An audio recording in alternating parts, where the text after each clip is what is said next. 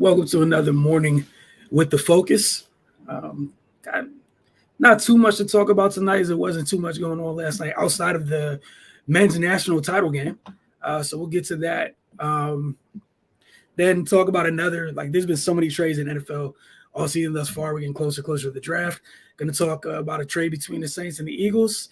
And after that, that should be it, unless there's something you guys want to discuss. And if you guys want to bring something up to the table to discuss, to add topics to each and every to our show each and every morning, all you got to do is hit the comment section and type away, and we'll get to it. But again, we're gonna start with Kansas, North Carolina last night. The national title game on the men's side, much closer than that on the women's side the night before. Kansas entered the second half trailing North Carolina by 15 points. Before the half, they were down by as many as 16. They opened the second half strong, storming back into the game. As the second half went on, the Jayhawks continued to get stronger. They took control of the game in that first 6 minutes of the second half, courtesy of a 12-1 run. That was done with defense. They were forced some turnovers, and it felt like their guards really got involved in the game in the first half.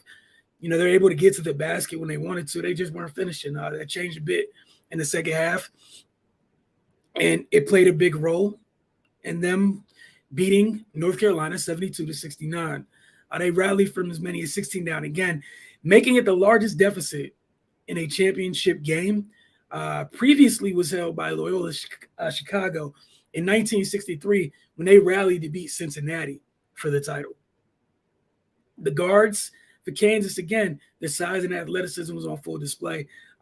Once they started to match UNC's physicality, the game truly did change.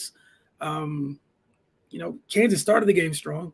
Then UNC was the one finishing the first half strong on a big run.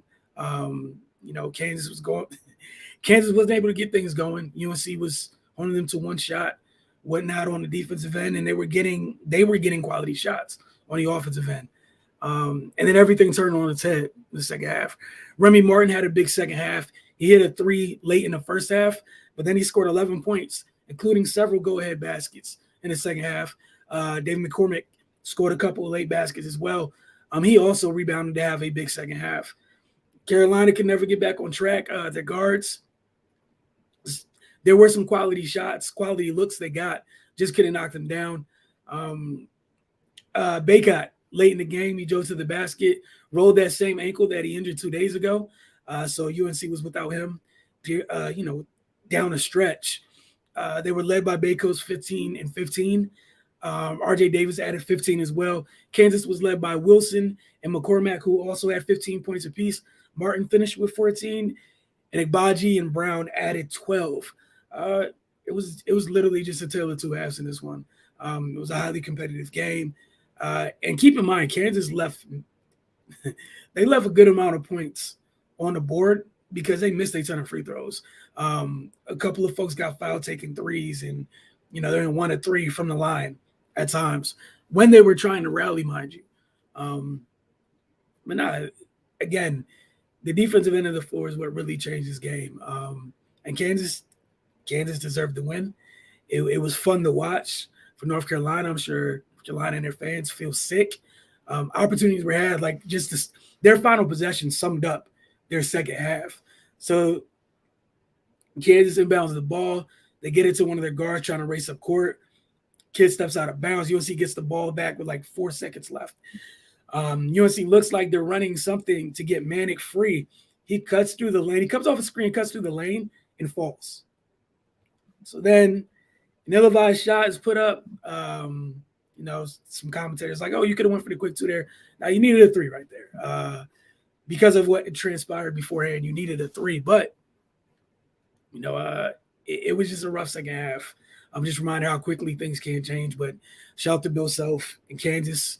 He had a tough year off the court, losing his father. But again, Kansas is a big time win. You got to give them all the credit in the world for it. And it was a good game. It was indeed a good game. Did enjoy watching it. And we'll see who from that game ends up returning for another year and who decides to, put their name in that pool to take a step to the next level soon. But again, it was a really good game. You guys feel free to comment. Let me know what you guys thought of last night's championship game. And in a matter of months, we're gonna be right back here, um, ready for another college basketball season. So enjoy both the men's and women's games this year. Enjoy both sides of their respective brackets. A ton of upsets, and I don't think that's something that's going to change as we go forward. Keep in mind with the great equalizer, aka the transfer portal, and we'll see how that goes. As for the NFL side, again, we don't have a lot this morning.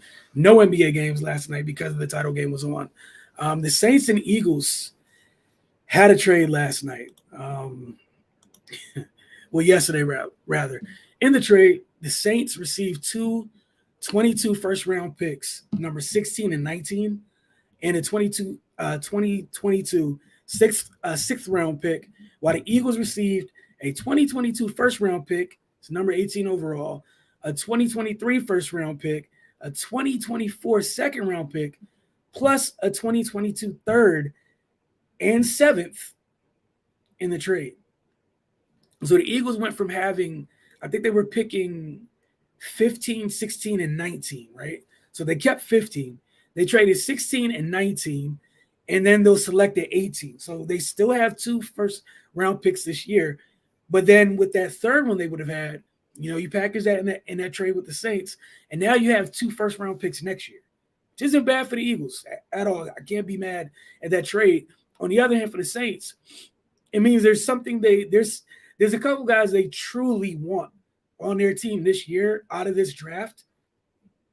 And, we're going to take some time over coming, maybe tomorrow, take a look at what they may be looking at.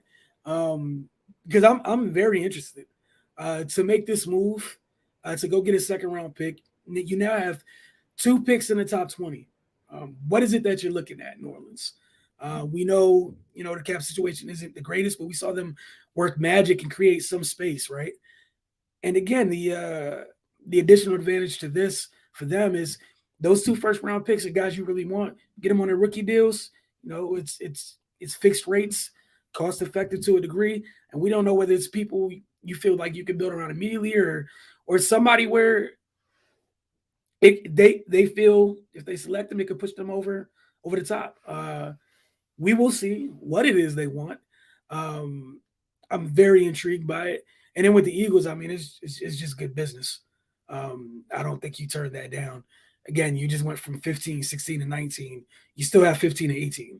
So there are 2 guys you definitively had your eye on in that range. You're fine with it. You're more than likely able to get one of those 2, if not both of them. And you go about your business. But again, you have the flexibility. And next year's draft, where we know, folks kind of like that quarterback class a little bit more highly touted. I think I could say, so, when folks are trying to move up next year and you have one of those picks, you don't know how this year is going to go for you or the Saints. But again, it's still 2 first-round picks. You have some ammo. You have some ammunition if you want to move around the board. And that can never hurt. It truly can. A tweet from Matt Williamson this morning, which is crazy. Again, I know this year's draft we're a couple weeks away, but looking at the 2023 draft, 5 teams already have a second pick in the first round of next year's draft. Again, I'll say that one more time. 5 teams already have a second pick in the first round of next year's draft. So 5 teams are already preparing to have not just ammunition in that draft, kind of jockeying for space already. It's not a bad thing. Depending on where you got that extra pick from, it could either be higher than your pick, or if the year doesn't go how you want it, it's not. If both of your years don't go how you want them, those picks become even more valuable. Though some people were looking in terms of who won that trade between the Saints and the Eagles. In this case, there's a value chart for what picks are worth and what have you. I think I don't think it was a big deal. I think it was a fair trade for the Eagles. You had 3 first rounders. You still have 3 first rounders. One of them just got deferred to next year. Life goes on. So you have 2 first round picks next year. There's nothing wrong with that. 2 this year, 2 next year. And what I do like is you picked up, what was it? You picked up a third and a seventh for this year. So now that's 2 firsts and 2 thirds this year. A class like this where there's a lot of depth at a lot of positions. In Philly, if you feel like you have your quarterback, that kind of takes you out that whole murky situation there, where teams are trying to figure out where they value this class, and if they feel like any of these guys are worth selecting or can be their franchise guy. You're not worried about that. If you are in fact planning to build around Jalen Hurts, or what have you, or if you want to give Jalen Hurts just one more year and you want to maybe make a change next year, you have the ammunition to do just that. So it's not bad, but yeah, there's a lot of teams kind of already thinking ahead. Probably this week we'll get into some mock drafts, things of that nature. If you guys have anything draft related, let me know, and we'll discuss that this week again. Hang around for just a little bit to see if you guys have, if there's any comments you guys have, anything else you wanted to talk about. Because again, told you guys to begin with, it's going to be a light day today. Not too much happened last night. Again, no NBA games at all. I'm sure it'll be fun talking to you guys after playing games and playoff games each and every morning. And again, we'll probably get some more draft slanted stuff coming this week as well. Just a reminder, got this week's installment of the Focus TV. Be knocking that out tonight, which means it'll be up on our Roku channel tomorrow morning, about 9:30 a.m. So about the same time, if you guys want to tune in here, the same time tomorrow morning, it'll be up on a Roku channel. If you got a Roku television device, all you have to do is just type in the Focus TV in the search box, add the channel, and we got getting close to 170 videos, whatnot in terms of content on our Roku channel, so you can check that out. And don't forget DCTV Friday nights 10 p.m. If you're outside the city, just go to dctv.org. You can watch the show there on Friday night at 10 p.m., or you can check the website to see when the show airs. And again, if you're outside the DC area, outside the city, you can watch it on their website. What else got going on this week? We'll be around later tonight for Wizards Outlook. So if you're a Wizards fan, we'll talk to you later this evening. But again, this time's for you guys. You got things you want to talk about. All you got to do is hit the comment section, let us know, and we will, we'll get right on that. But if nothing else, y'all have a great day. Wizards folks, we'll see y'all for Wizards Outlook later this evening. And again, this week's installment of the Focus TV will be up on our Roku channel tomorrow morning at about 9 a.m. By 9 a.m., it should be up there. Y'all have a good day. We'll see you guys very soon.